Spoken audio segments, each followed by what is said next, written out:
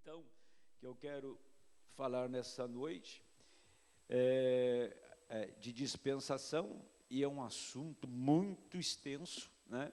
E a gente não vai dar conta de fazer assim numa só pregação, e eu creio que a gente vai estender uns 2 cultos, falar sobre dispensação, e a mais importante é a nossa agora. Entre todas as dispensações que houve, a nossa é a mais importante. O que é dispensação? Dispensação é uma concessão, é um tempo dado para o homem fazer alguma coisa.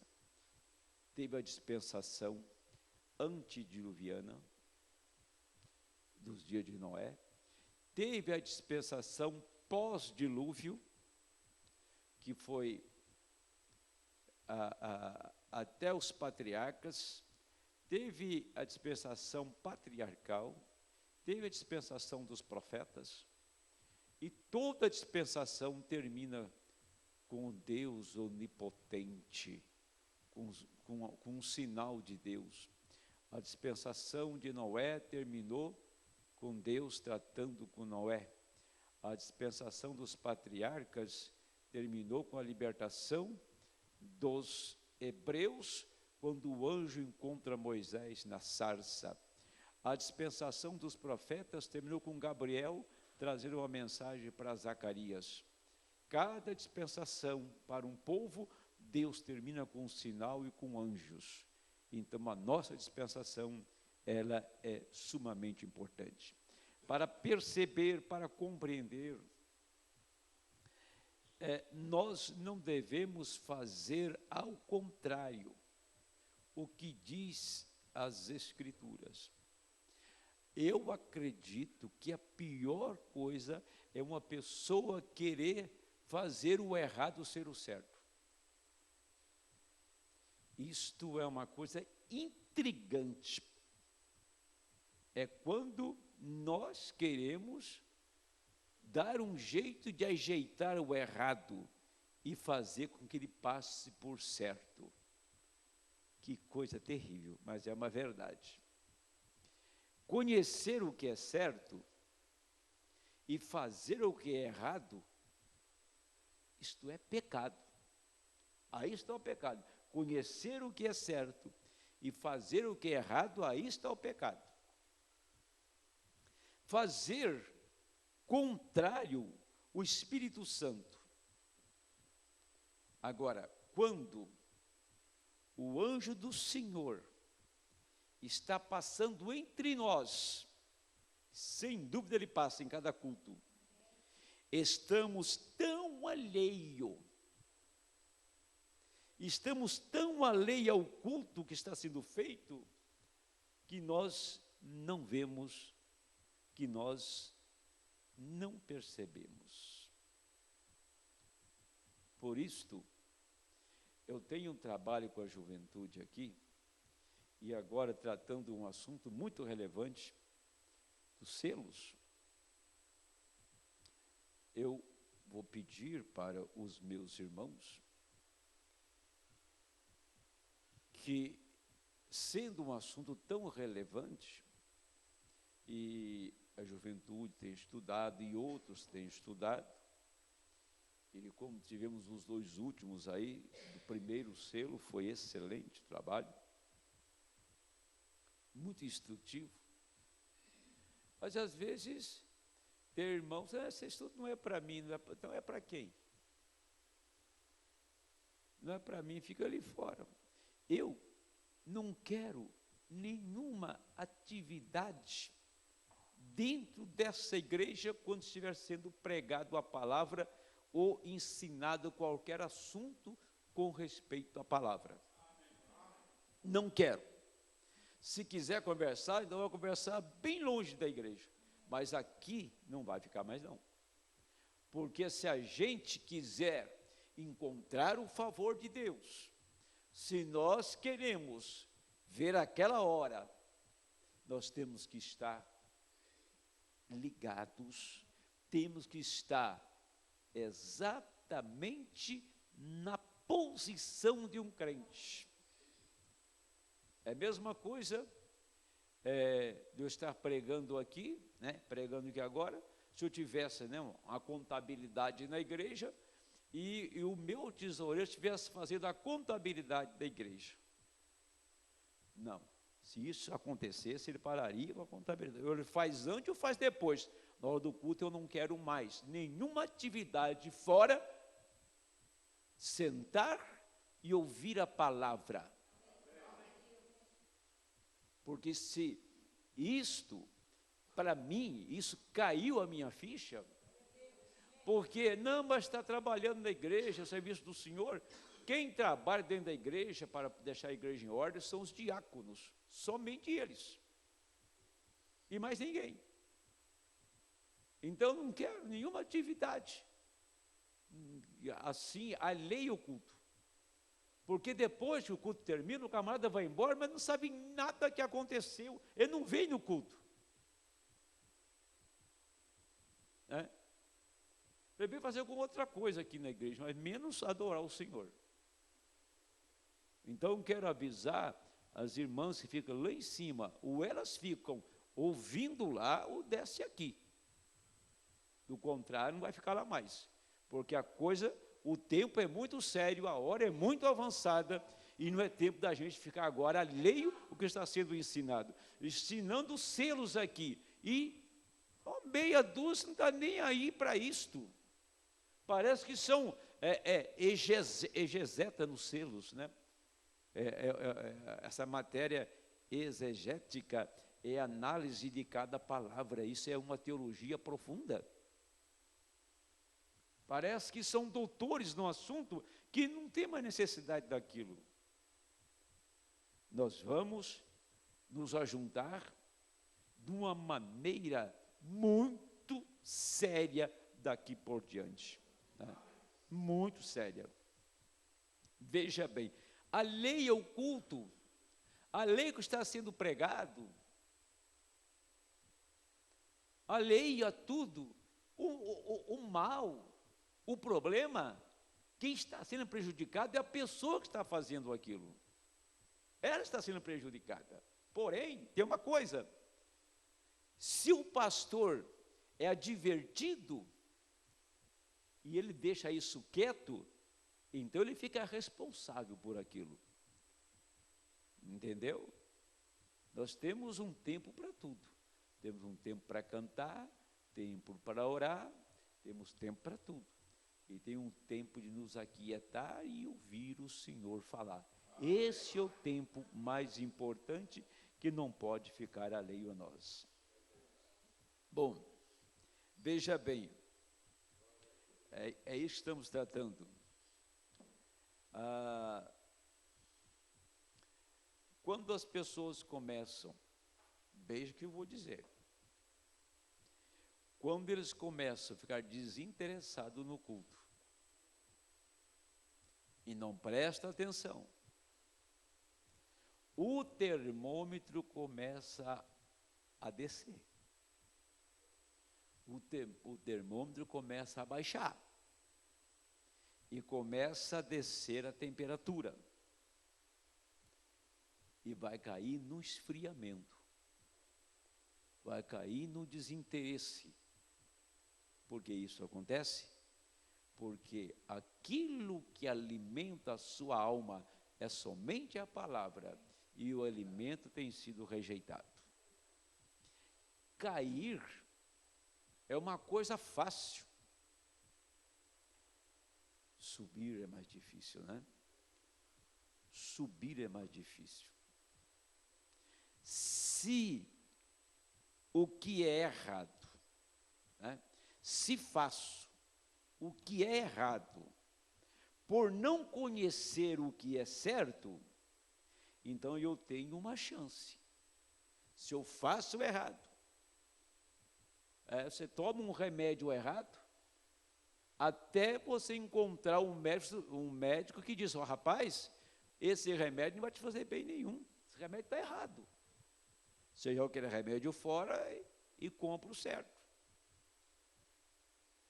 Mas se o médico disse, esse remédio está errado, e você ainda continua tomando ele? É isso que acontece? Se eu sei o que é certo e continuo insistindo na coisa errada, eu vou ter um desconforto, eu vou ter um problema, eu vou colher isto. Eu vou colher o que fala em Hebreus 6. Vou colher o pecado voluntário. Esse é o pecado voluntário.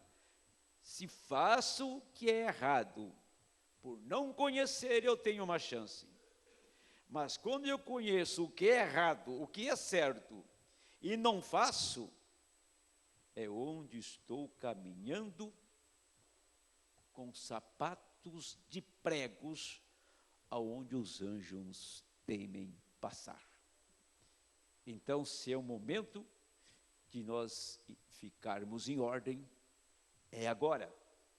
Se nós vimos a abertura da palavra, se Deus foi tão gracioso conosco e nos deu tudo isso que nós temos hoje, nós devemos ser as pessoas mais agradecidas do mundo a Deus.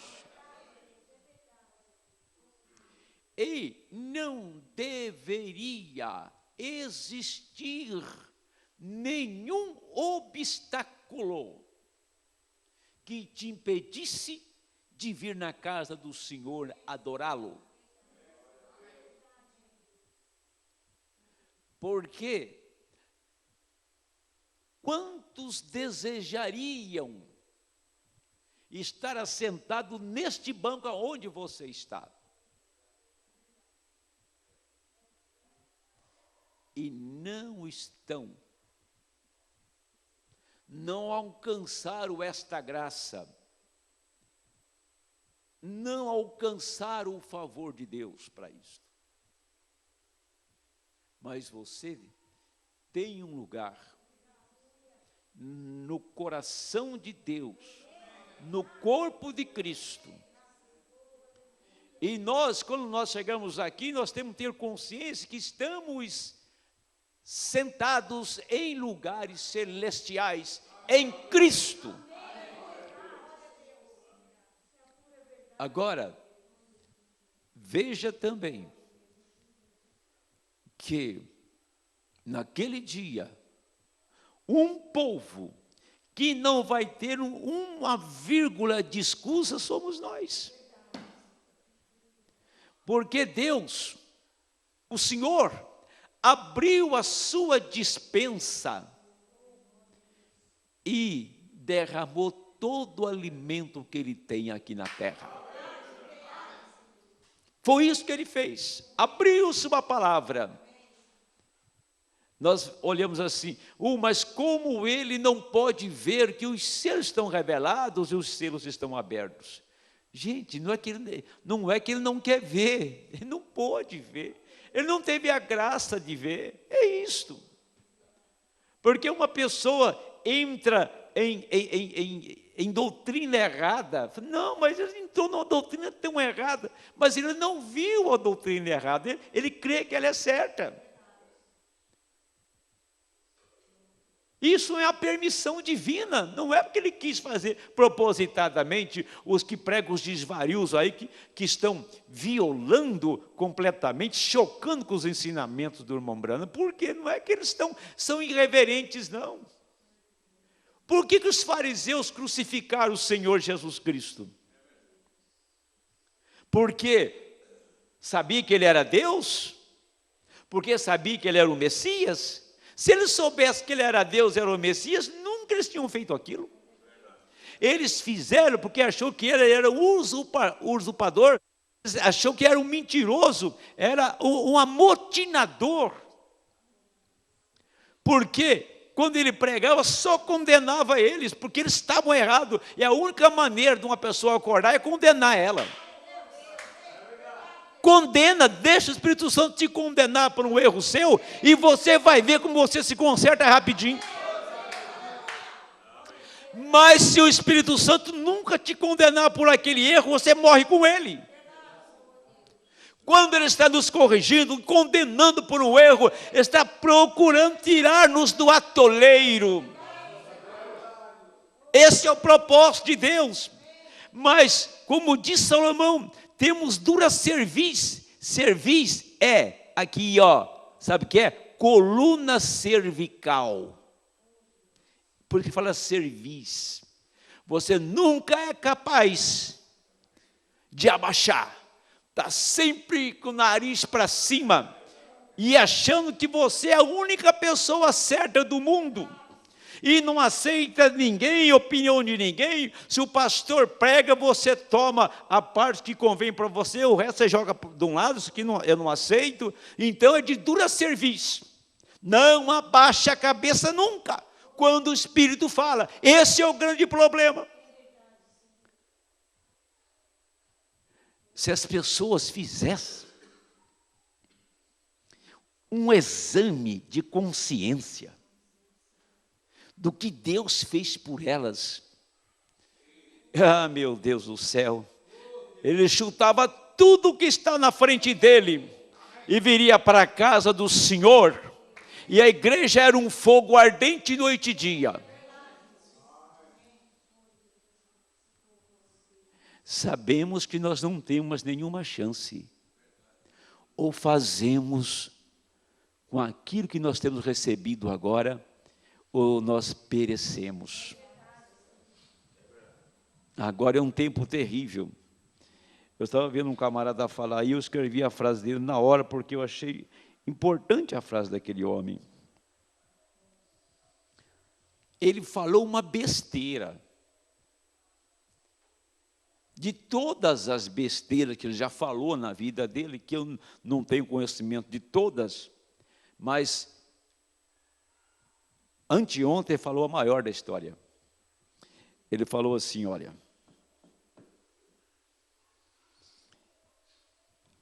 a minha vida pública,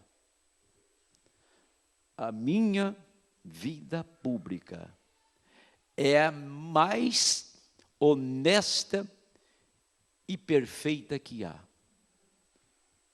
E só tem uma pessoa que podia fazer melhor do que eu, só Jesus Cristo.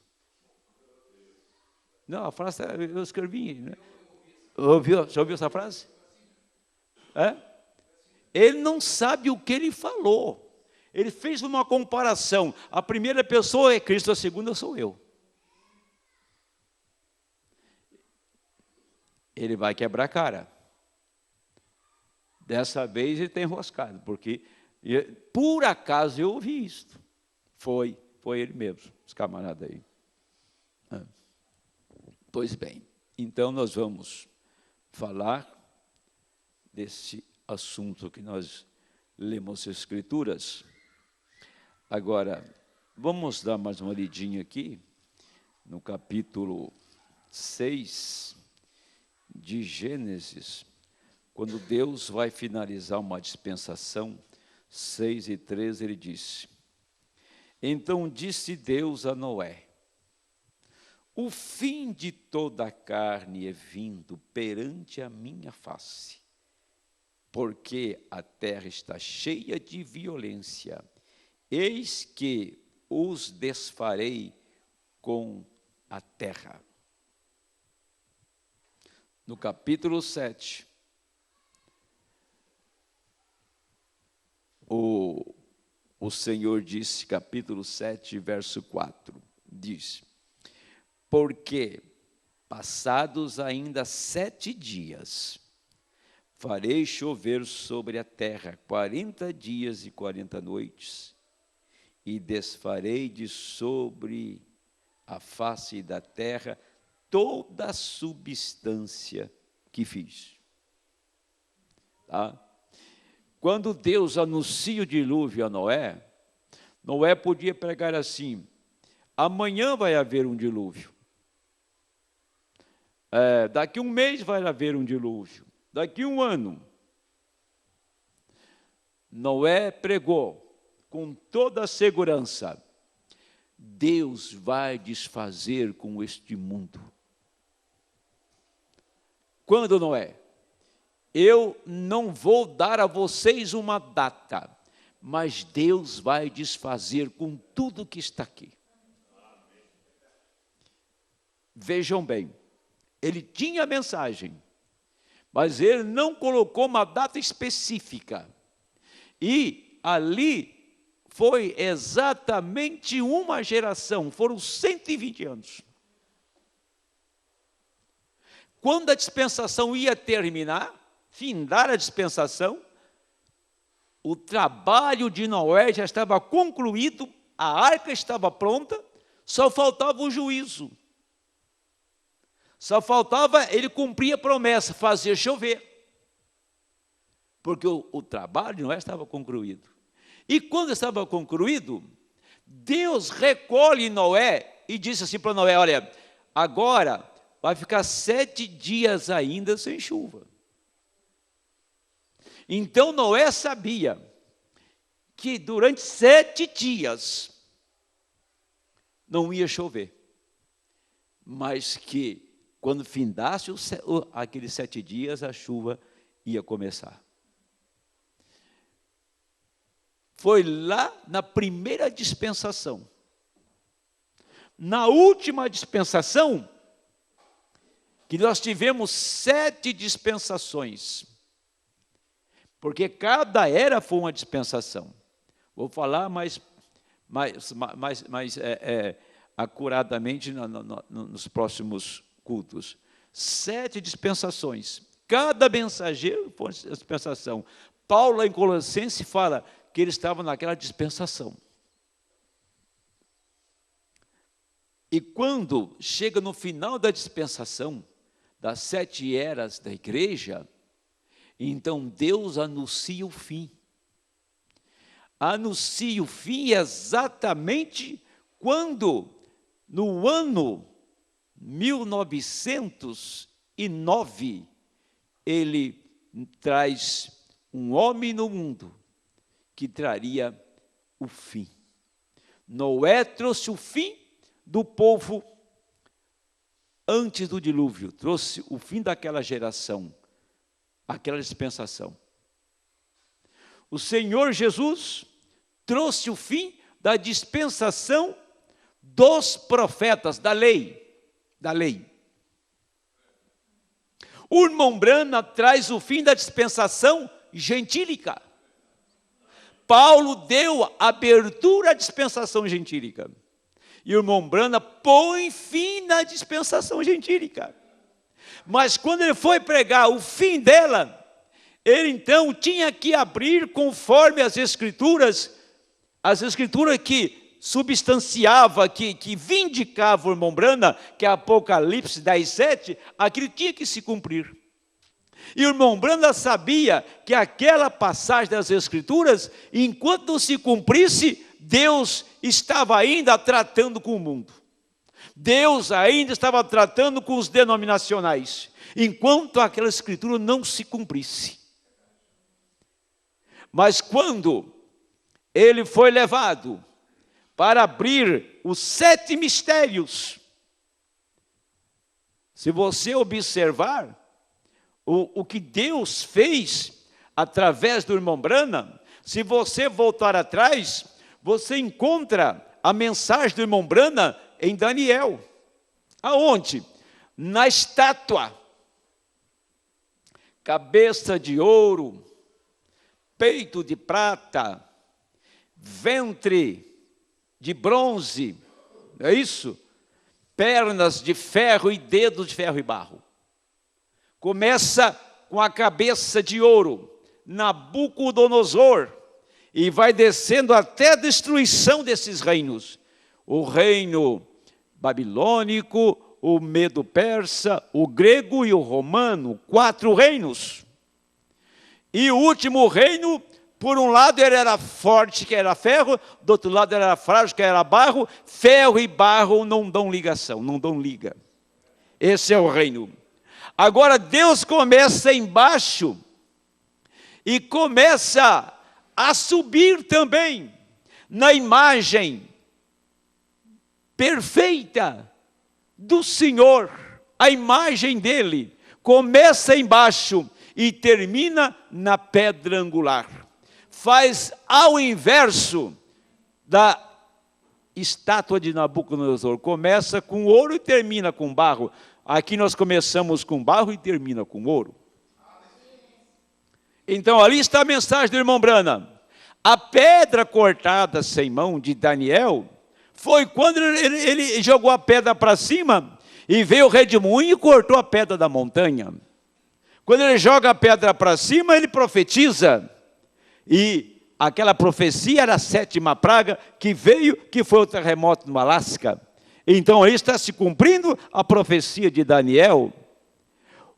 Como Noé ficou 7 dias dentro da arca, o irmão Branham trouxe também exatamente as 7 dispensações, revelando à igreja o mistério que até então ninguém conhecia, das 7 eras da igreja, colocando a data e os mensageiros de cada era, a história e o estado espiritual da igreja.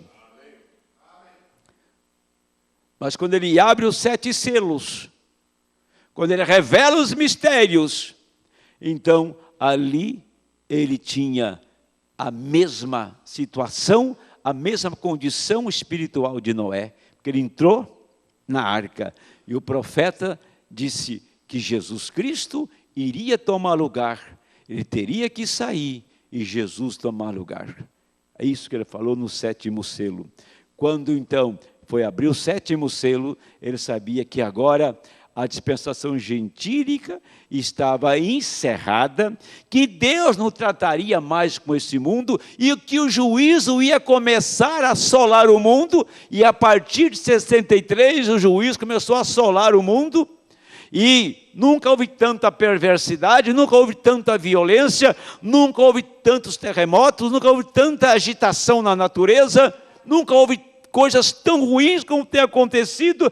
Por quê? Porque Deus não está tratando mais com esta gente. Agora, ele pôs Noé na arca e diz, daqui a 7 dias eu vou fazer cair a chuva. Ele pôs a igreja, a noiva, dentro da arca, dentro da palavra, e disse, olha, agora vocês estão no lugar seguro, vocês estão guardados do juízo, porque dentro dessas 7 eras, no fim dela, eu vou fazer chover, eu vou fazer cair o juízo no mundo, eu vou trazer o 3º ai, eu vou consumar a obra, eu vou queimar a terra, eu vou reduzir a cinza. Agora ele toma a igreja e coloca segura, no lugar seguro, dentro da palavra, porque a arca representava Cristo, a arca representa a palavra, e você está guardado dentro da arca.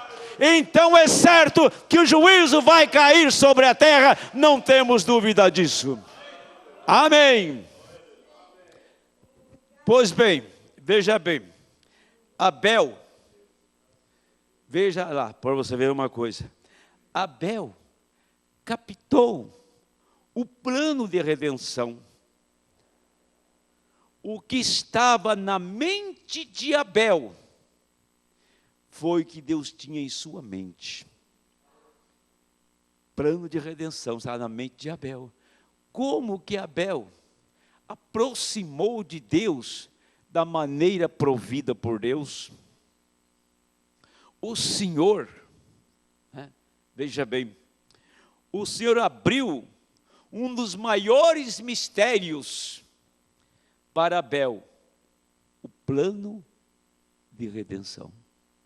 Deus abriu um dos maiores mistérios para a noiva, o plano de redenção. Antes que houvesse um pecado, já tinha o antídoto para ele. Antes que houvesse um pecador caído, já tinha uma redenção para ele. Antes que tivesse uma mancha de escuridão, já tinha uma luz que iria brilhar. Então, veja bem, Deus mostrou que nós não fomos redimidos apenas 2000 anos atrás. A Bíblia fala que o Cordeiro foi sacrificado na mente de Deus antes da fundação do mundo. E quando o Cordeiro foi sacrificado, você estava na mente de Deus junto com o Cordeiro. Por isso você toma conhecimento agora, porque você estava lá. E quem estava lá, está aqui. Amém? O cordeiro de Abel era um cordeiro mesmo, um animalzinho. Mas o nosso cordeiro não é o animal. O nosso cordeiro é a pessoa de Jeová encarnada aqui na terra. Amém? Agora veja outra coisa. Este plano de redenção foi escondido por 7 eras e seria revelado no tempo do fim, como foi no princípio. E o profeta diz que desde o princípio, por todo o caminho, somente sangue. Sangue por todo o caminho. Agora, vamos entrar nisso aqui. 2 coisas muito importantes. Folha de figueira. Quem fez? Foi o homem. Quem inventou denominação? Foi o homem. Quem inventou organização? Foi o homem. O homem fez uma vestimenta para ele. O homem sentiu vergonha do seu corpo. Ele vai lá, numa árvore frondosa, toma as suas folhas e faz um avental e faz uma cobertura. Aquilo estava muito bem para o homem. Ele sentiu-se confortável, porque ele tinha vergonha da mulher. E a mulher tinha vergonha do homem, porque estavam nus. Então colocaram o avental de figueira. O que acontece? Essa era a mente do homem. Essa foi a mente de Caim. Isso foram por todas as eras. Todos os filhos de Caim fizeram isto. Agora, aquilo que Satanás tinha colocado no ventre de Eva, estava sendo expresso, apresentado do lado de fora. Eva, ela acreditou que ela abriria um caminho para ser como Deus.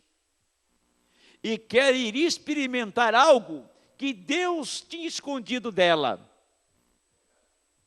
Isso foi a mensagem que a serpente pregou. E quando ela comeu a mensagem da serpente, e Adão também tomou aquela mensagem, a primeira coisa que eles fizeram foi uma denominação.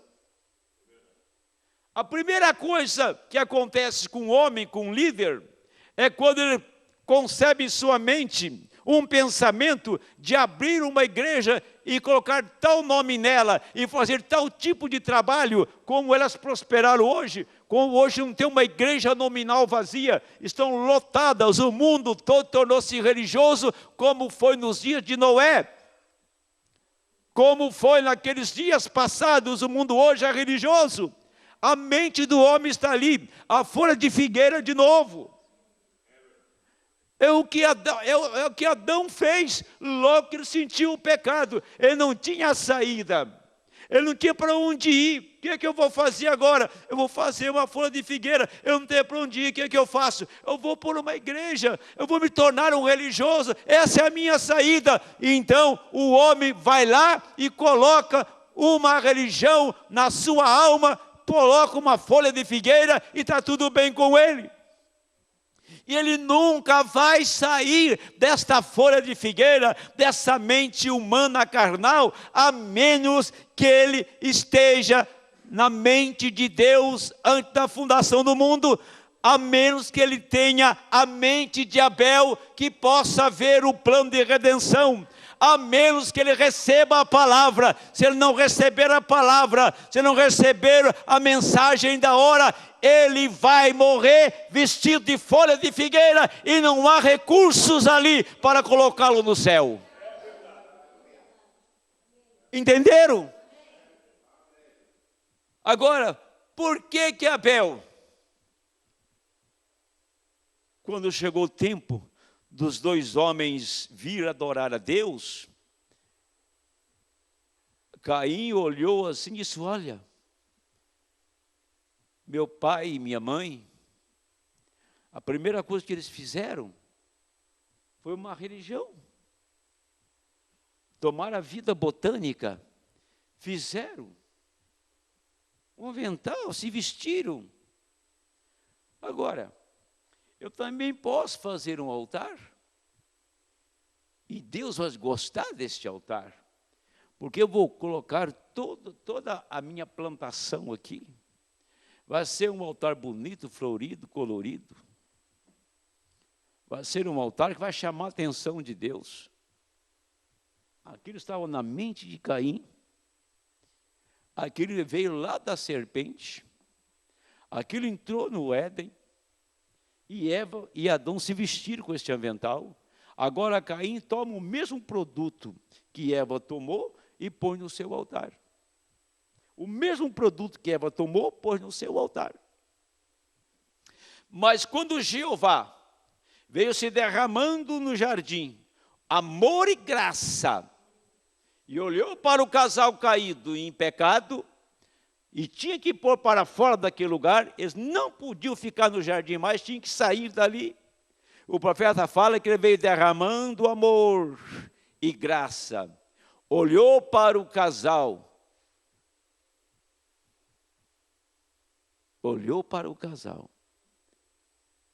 e disse o quê? Quando olhou o casal caído, ele foi lá, sacrificou o cordeiro, tirou a pele, revestiu o casal daquela pele e disse: saia da minha presença agora.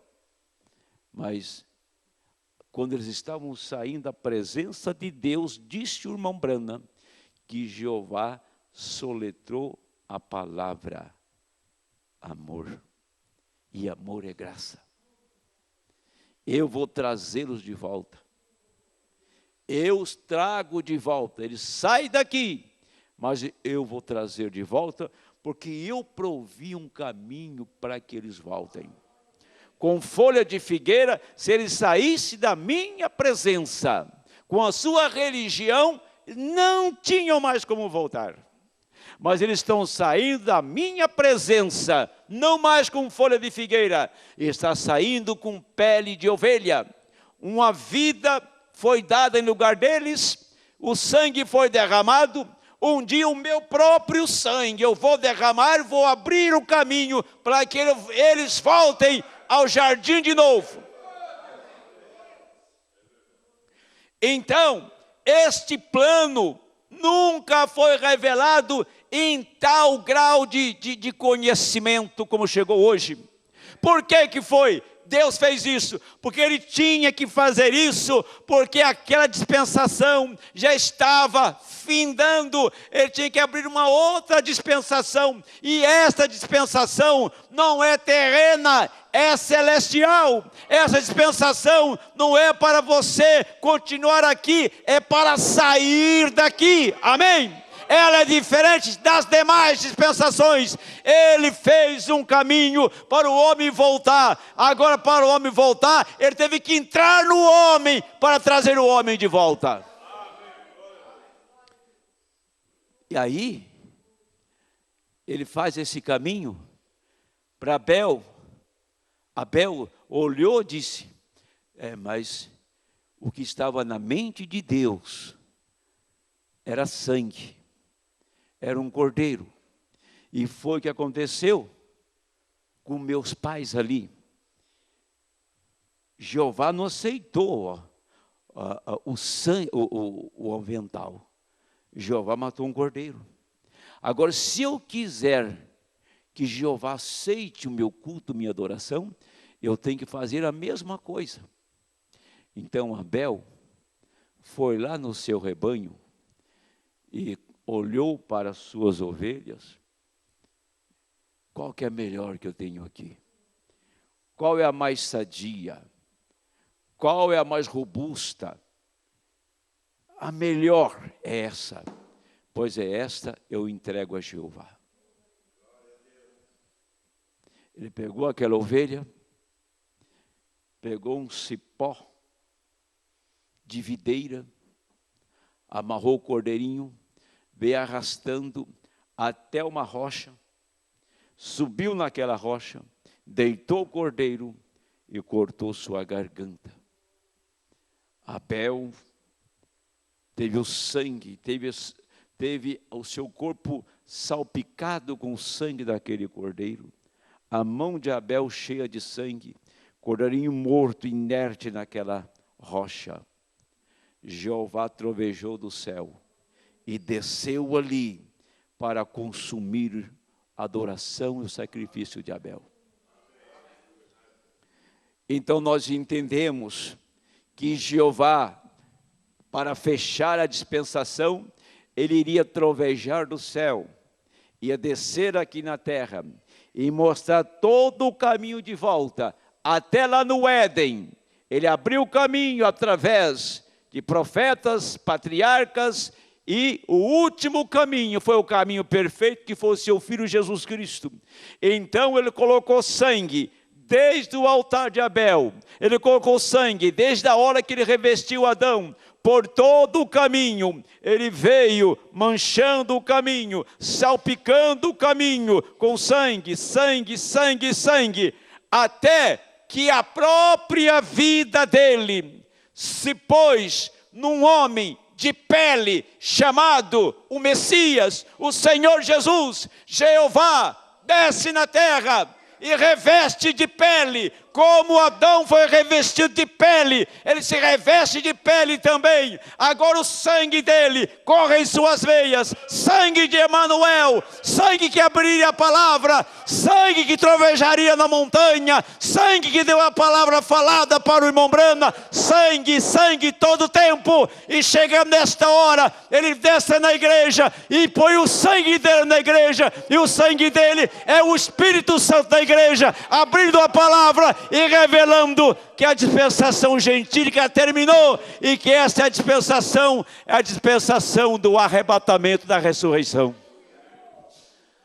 Por isso que quando os selos abriram, minha gente, o Deus disse: olha, os 7 dias, Noé, você está seguro na arca. 7 selos, a igreja está segura dentro da arca, a palavra. Agora só resta o juízo cair, somente o juízo cair e mais nada. Por quê? Porque o onipotente, o Deus onipotente, nesta dispensação, ele trovejou da glória e abriu sua palavra e colocou na sua igreja as suas vestes. A igreja, ela tem 3 vestes. A primeira veste da igreja é o batismo do Espírito Santo. A segunda veste da igreja é a sua teofania. A terceira veste da igreja é o seu corpo glorificado. Se você recebe a primeira veste, você está seguro que recebe as outras 2. Se não recebe a primeira veste, então, aquilo que Paulo disse: se todavia estivermos vestidos e não formos encontrados nus. Adão estava vestido diante de Deus ou ele estava nu? As folhas de figueira, os vestidos de Adão, ele estava vestido na sua concepção, no seu conceito, ele estava vestido, mas no conceito de Deus ele estava nu. No conceito de Deus, o mundo religioso está nu. Tem só um povo que está vestido. Tem só um povo que não tem nudez. Tem só um povo que está guardado. Tem só um povo que viu a última dispensação. Quando terminou uma, começou a outra. E sempre que termina uma dispensação, o que morre de gente é uma coisa absurda. Na dispensação de Noé, morreu o mundo inteiro debaixo das águas. E nessa última dispensação, então, não vai sobrar nada. Nada. Só vai sair daqui uma pessoa da terra, chama-se Senhor Jesus Cristo. Ele vai sair daqui, e o corpo dele agora é a sua esposa. Quando a esposa sair, é ele saindo daqui. Porque é o único que se encontra vestido diante dos olhos de Deus. Não vestido com a religião lá de Adão, do jardim do Éden, mas vestido exatamente com a revelação de Abel, vestido exatamente com o sangue do Cordeiro, aquele mesmo vestimenta que Deus pôs em Adão. Um dia mais tarde seria revelado que esse Deus viria também numa pele de cordeiro na terra. Ele viria como o Cordeiro de Deus. Era a palavra revestida de carne humana. Era a palavra revestida de a pele de um cordeiro. Ele era o Cordeiro de Deus. Agora ele pega esta pele e veste a sua igreja. A igreja hoje, ela tem o Espírito do Cordeiro nela. O Espírito do Cordeiro vive nela. Ela é guiada pela pomba nesta hora. O Espírito de Deus. Aleluia. Louvado seja o Senhor. Adão usou os recursos do homem. Abel usou o recurso de Deus. O primeiro aponta para a figueira. Primeiro aponta para a figueira. Aponta para as folhas da figueira. Sempre o primeiro filho de Abraão não foi filho da promessa. O primeiro filho de Isaque também foi quem? Foi Esaú. Esaú aponta para a religião, reprovado. Ismael, reprovado. Mas sempre o segundo aponta para o Cordeiro. Por isso que o primeiro Adão foi a queda do homem. O segundo Adão, o levantar do homem. O primeiro Adão foi folha de figueira. O segundo Adão, o cordeiro. Agora, nós nascemos no primeiro Adão. Nós nascemos condenados. Nós nascemos caídos. Nós viemos da queda. E tudo isso que está diante de nós é uma grande mentira do diabo. Mas quando você recebe o novo nascimento, agora então, você está fazendo o quê? Morrendo exatamente para a velha religião. E você está nascendo agora para Cristo e em Cristo. Então, o segundo aponta para o Cordeiro, o segundo aponta para o verdadeiro, e o primeiro aponta para a religião. Sempre o primeiro e o segundo, como foi o primeiro Adão, o segundo Adão. E então nós estamos no segundo homem. O primeiro homem nasceu do sexo. O primeiro homem vai para a sepultura. O primeiro homem nasce condenado. Quando nasce o segundo homem, você nasce pelo sangue de Jeová. Você nasce para a vida eterna. E só o sangue pode abrir nossos olhos e dar a revelação da palavra para nós. Amém. Aleluias. Puxa vida, eu não achei que eu ia tão longe. Mas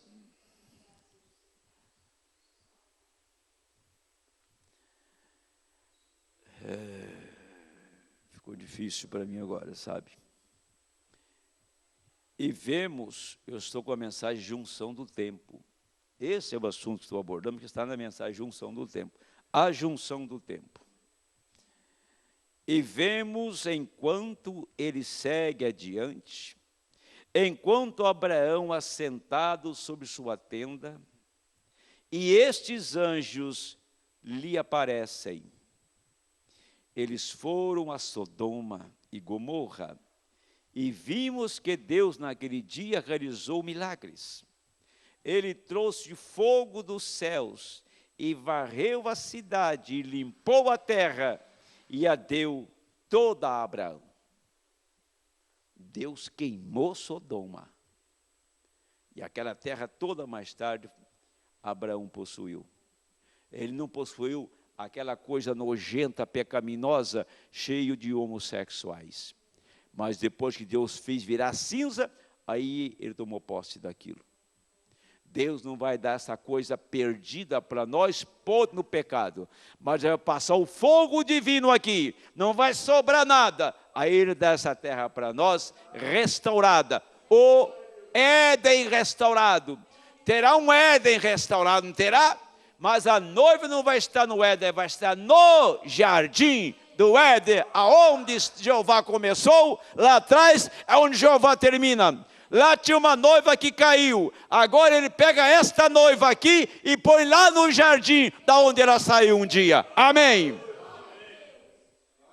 Veja bem, que tempo maravilhoso, que grande tempo para viver. Deus em sua onipotência chegou novamente em uma junção. Junção do tempo. Um tempo termina, outro começa.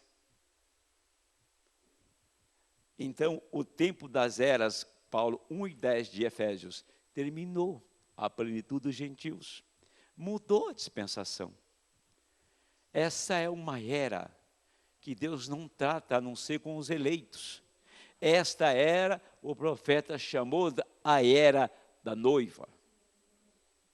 Era da noiva, não é mais a era da dispensação gentílica, está encerrada. Então, a era da noiva. E toda a junção do tempo, morre muita gente. Quando Zacarias subiu no altar, pegou o incensário e começou a oferecer incenso, o anjo Gabriel se pôs à sua direita e anunciou a vinda do maior homem de toda a história do Antigo Testamento, João Batista. O maior profeta do Antigo Testamento, diz a palavra. Ali anunciou, quem que apareceu? Um anjo, anunciando a vinda de Elias para precursar a palavra. Aquilo foi tão grande,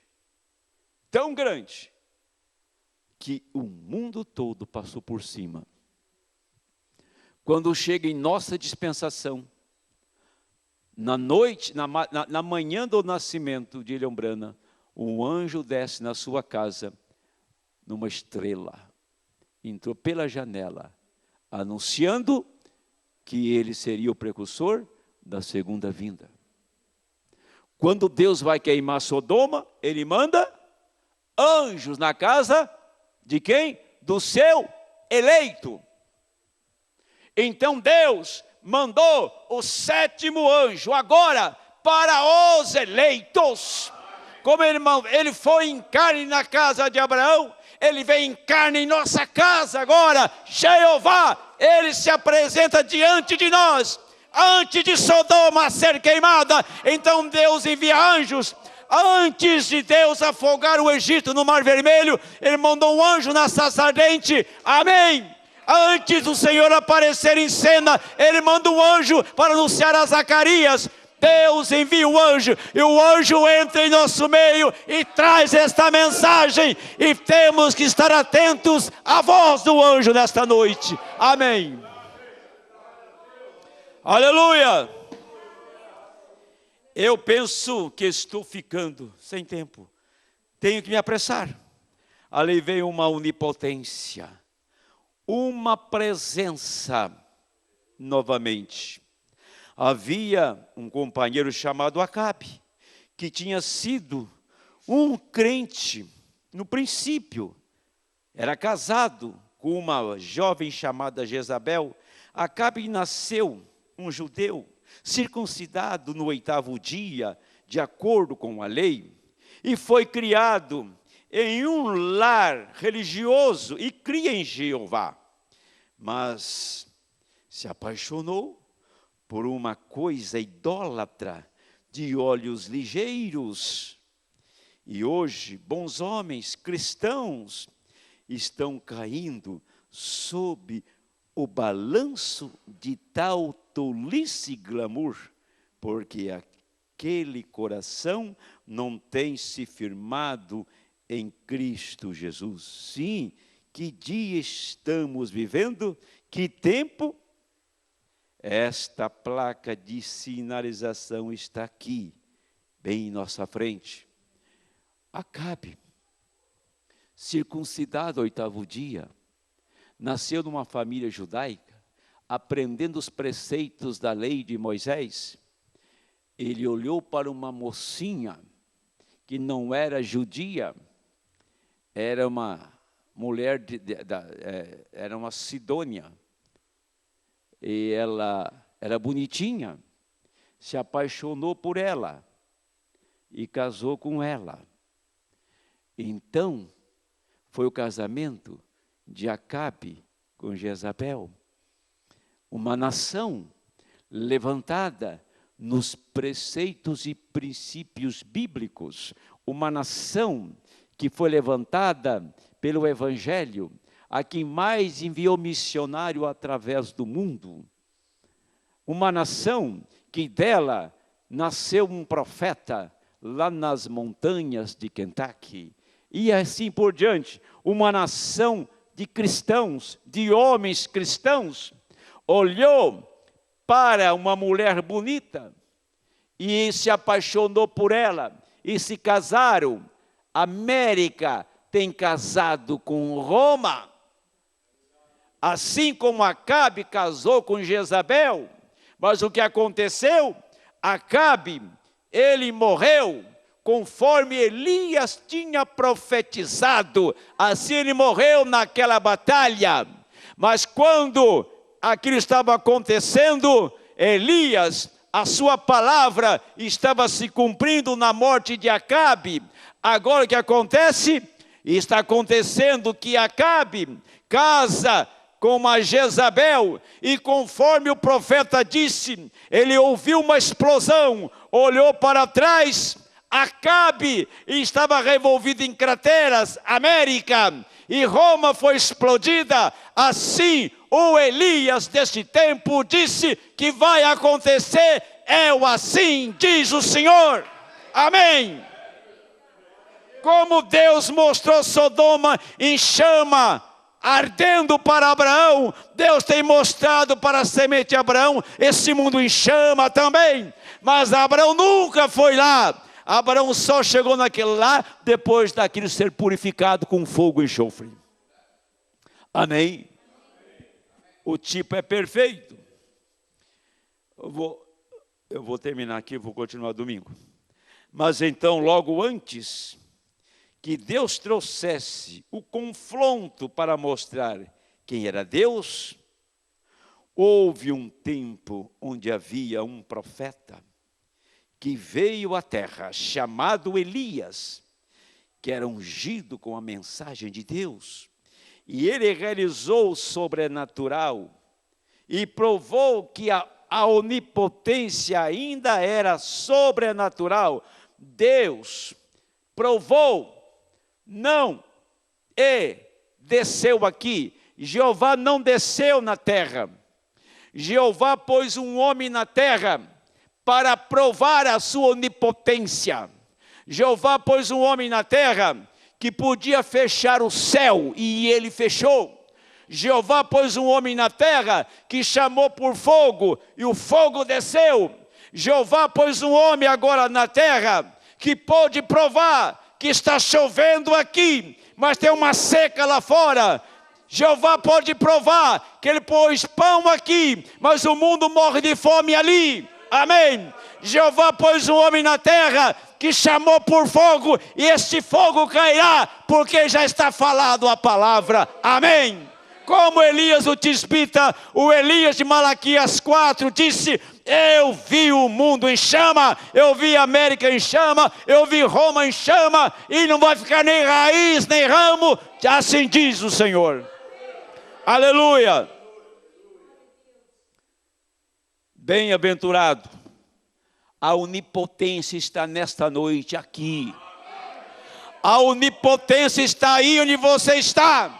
Se você crê que Jeová, mais uma vez, vai fechar o céu, que mais uma vez Jeová vai responder com fogo, se você crê, a onipotência está aí. O Deus onipotente toma um corpo de carne, um homem frágil, e faz esquilos aparecer.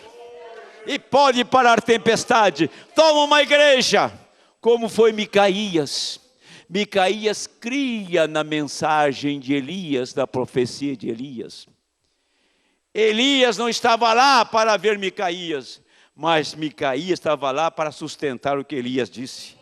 Aqui está o Micaías, a noiva, para sustentar o que Elias disse. Aleluia.